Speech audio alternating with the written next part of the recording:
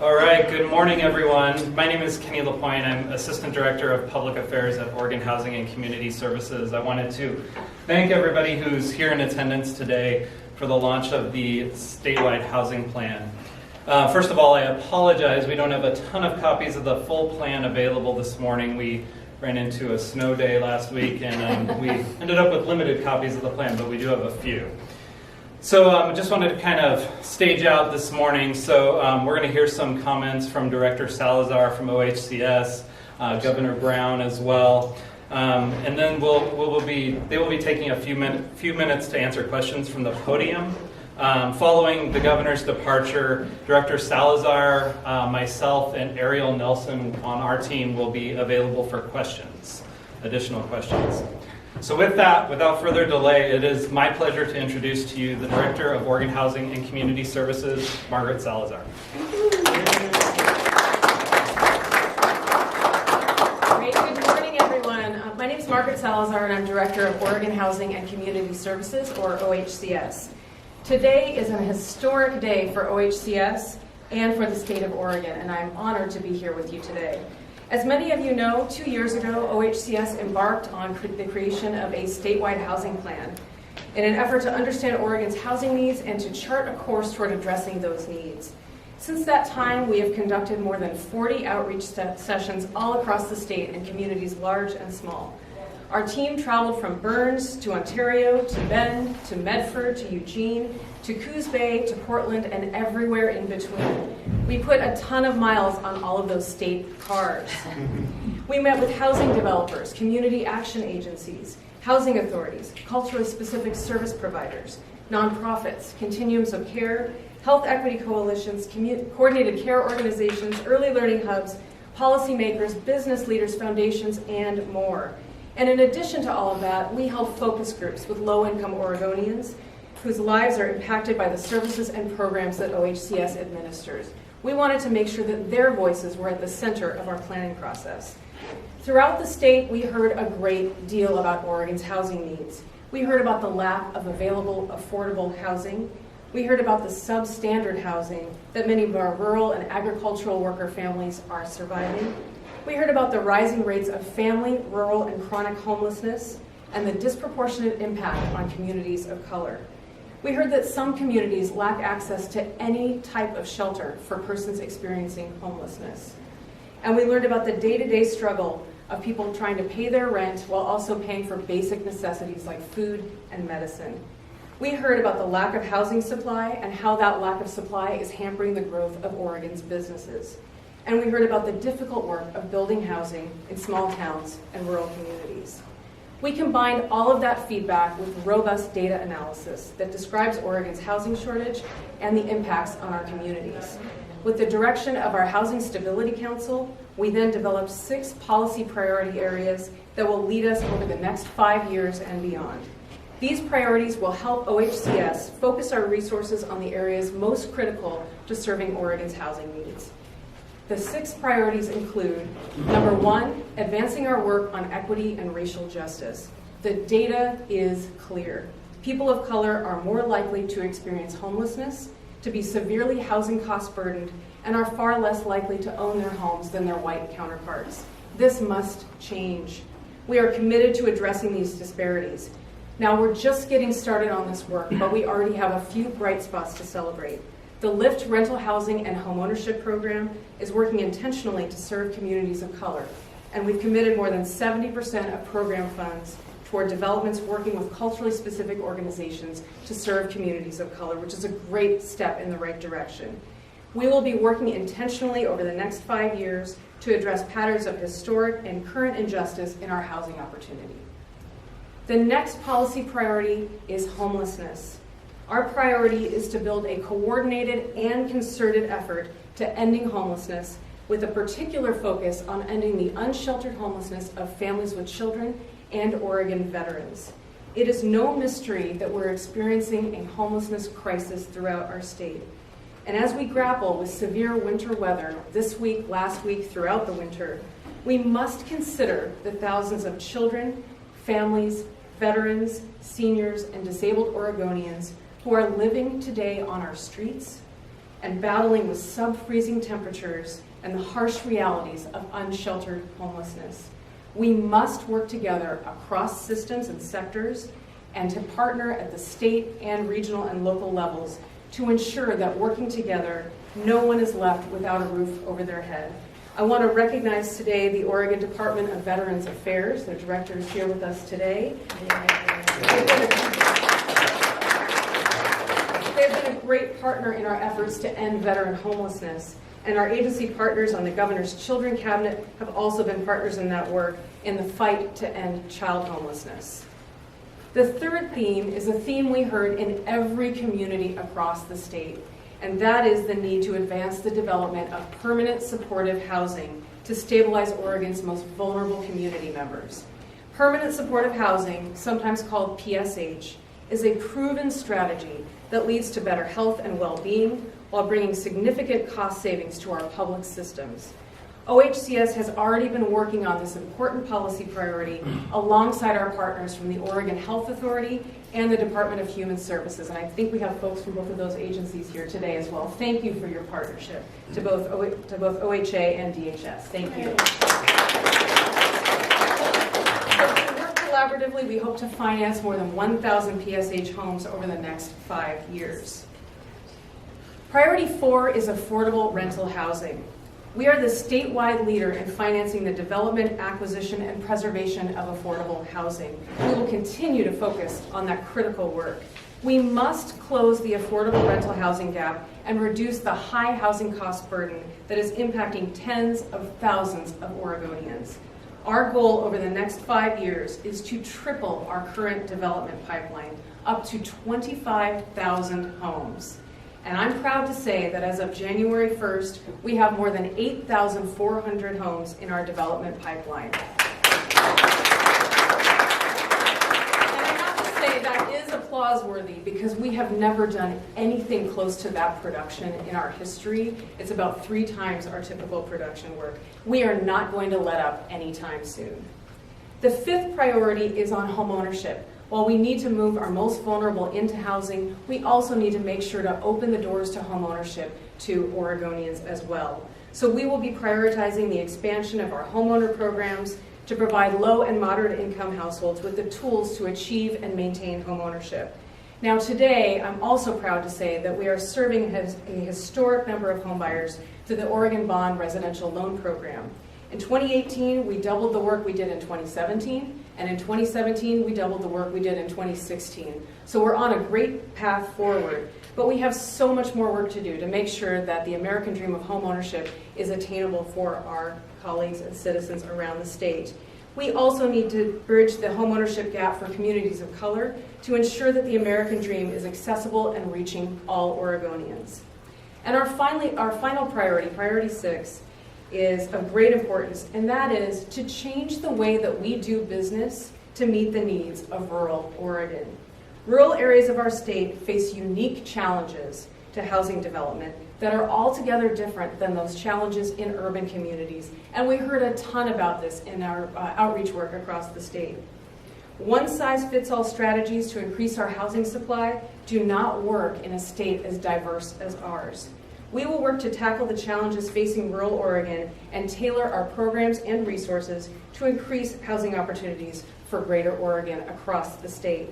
I want to recognize our partners in that planning effort, the Regional Solutions Cabinet agencies, including the Department of Land Conservation and Development, who's here with us today. Thank you. Without further ado, it is my pleasure to announce the release of the long-awaited OHCS 2019 to 2023 statewide housing plan titled Breaking New Ground.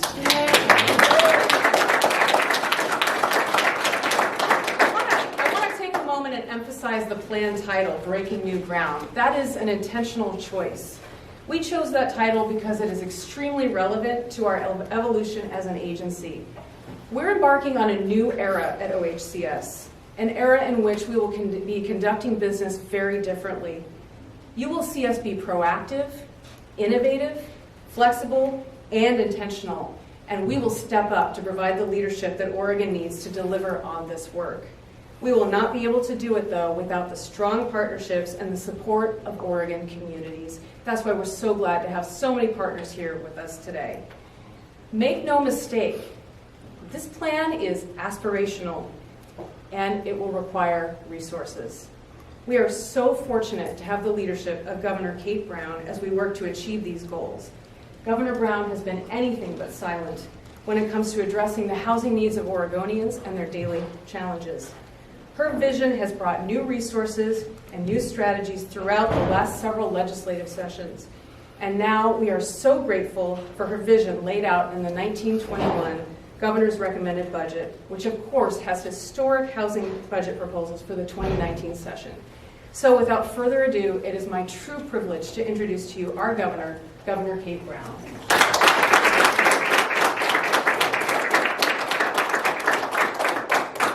Good morning, everyone, and welcome to the Capitol. And I see that we've been joined by one of our champions, Representative Linda Penny-Geyer. Thank you so much. And I want to say thank you to all our community partners that are here, including our Housing Stability Council members. Thank you for joining us today. So I'm delighted to be joining the Oregon Housing and Community Services Director, Margaret Salazar, in launching Oregon's statewide housing plan. Thank you, Margaret, for your extraordinary leadership. We so appreciate it. And I also want to say thank you to the entire team at OHCS for completing this timely and hugely important undertaking. So thank you. So this plan is truly an important achievement for OHCS as an agency, but even more so for the state of Oregon. The data and the research and the 6 policy priorities that Margaret just shared will guide our state's housing investments for years to come, setting a trajectory that will endure even longer. This plan will inform how we collaborate with our partners who are doing this important work in their communities every single day. Work to develop and preserve affordable housing, work to provide shelter and housing services to our neighbors who need it the most, because we know that there is no single solution, not one entity or one person that can solve Oregon housing crises. It will take all of us working together, philanthropy, business leaders, developers, builders, and all levels of government, to prevent people from slipping into homelessness, to get people quickly off the street, and to help all Oregonians access stable and affordable homes. It's an ambitious and an historic statewide housing plan. It will take an equally ambitious and historic investment from the legislature to ensure that every Oregonian in communities large and small has access to housing choices that will allow them and their families to thrive. Housing instability and homelessness disproportionately affects families with children, low-income families, rural areas, domestic violence survivors, our communities of color, and of course, our veterans. My goal as governor is to make sure that every Oregonian has an opportunity to thrive, and that means having a warm, safe, dry home, and it should also be affordable and accessible. My budget calls for $400 million in state investments. We have to prioritize ending homelessness for Oregon's children. We need to make sure that no kid shows up to school after spending the night in a car. We have to invest in permanent supportive housing because we can move people from street corners and doorways into homes by investing in proven strategies. We know that reduces costs down the line to our healthcare, our emergency responders, and our criminal justice systems. We need to house Oregon veterans. We need to continue our ongoing efforts to build lasting infrastructure and deploy immediate resources for street outreach, rapid rehousing, and emergency housing assistance. And of course, we can accelerate the growth of housing supply in Greater Oregon by incenting public-private partnerships. They will help our employers and our communities build the housing needed to support their workforce. As we start this fourth week of the legislative session, I know it feels like 4 months at this point, I urge the legislature to use the statewide housing plan as a roadmap and join me in ensuring that Oregon makes the investments needed to protect vulnerable renters while supporting and increasing Oregon's development of housing supply. Thank you.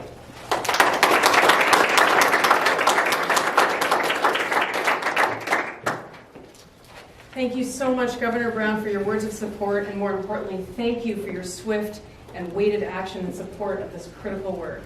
Before closing, I wanted to take a moment to thank the OHCS Housing Stability Council for their attention to the statewide housing plan over the last 2 years. The council has played a major role in the oversight of the plan development and gave the final approval to the plan on February 1st. So I wanted to take a moment to recognize council members Mary Lee and Claire Hall, who are here today.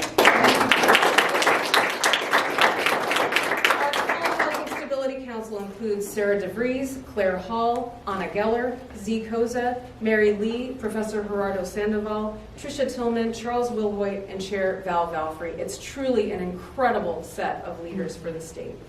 I want to thank all the community members, stakeholders, and households that participated in our focus groups, and our state agency partners that were a part of the development of the plan. It's wonderful to see so many of our stakeholders and partners represented here today.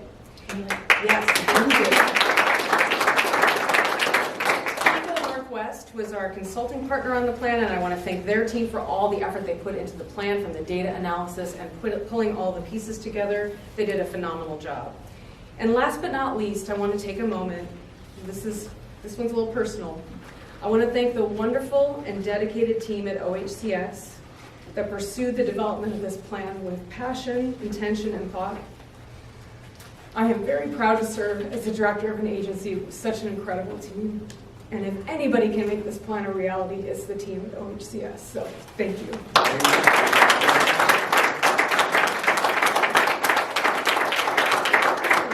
closing, I want to thank you all for being here today and for your commitment to the state of Oregon. We have a lot of work to do over the next 5 years, and I look forward to rolling up our sleeves and digging into it together. Both Governor Brown and myself will be available for a few media questions until 11:05, and as Kenny mentioned at the top, he and Ariel Nelson will be available for more detailed technical questions. So with that, thank you again, and we look forward to working with you as we implement the statewide housing plan.